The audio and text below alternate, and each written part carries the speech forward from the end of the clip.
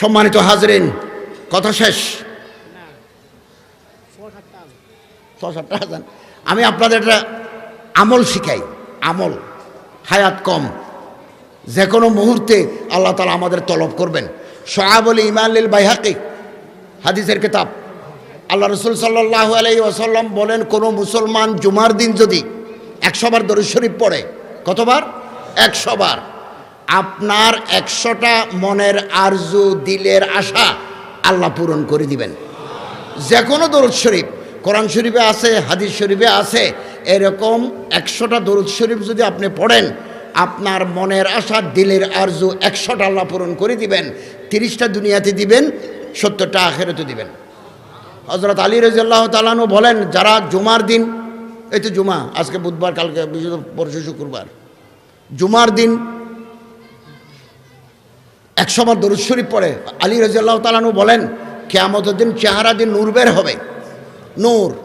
মানুষ জিজ্ঞাসা করবে, এদের চেহারাতে আলো বের হয় কেন? লোকেরা বলবে, ওনারা জুমার দিন দরুদ শরীফ পড়তেন। শেখুল হাদিস আল্লামা জাকারিয়া রাহমাতুল্লাহ আলাইহি, যিনি তাবলীগে নিসাব লিখছেন, যিনি ফাজাইলে আমাল লিখছেন, যিনি আউজুজুল মাসালিক ফি শরহে মুওয়াত্তা মালিক লিখছেন, উনি লিখেছেন, জুমার দিন যদি কেউ আসরের নামাজ আদায় করি, সালাম ফিরাবার পর জায়গা থেকে নড়াচড়া করার আগে 100 বার দরুদ শরীফ পড়ে, বিগত দিনের ছোটোখাটো গুনাহ আল্লাহ মাফ করে দিবেন। আগামী 1 বছরের নওয়াফেল মন্দুবাতের সওয়াব আমলনামায় যুক্ত করে দিবেন। শেখুল হাদিস আল্লামা জাকারিয়া রাহমাতুল্লাহ আলাইহি একটা দরুদ শরীফ ওখানে লিখে দিয়েছেন, এটা আমি আপনাদের শুনাই, আমার মুখে মুখে বলুন। আল্লাহুম্মা সাল্লি আলা মুহাম্মদ আন-নবিয়্যিল উম্মি ওয়া আলা আলিহি ওয়া সাল্লিম তাসলিমা। 1 সেকেন্ড।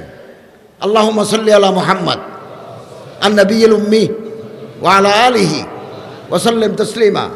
100 বার আসরের নামাজের পরে ওই জায়গায় বসে যদি পড়ে, বিগত 1 বছরের ছোটোখাটো গুনাহ আল্লাহ মাফ করে দিবেন।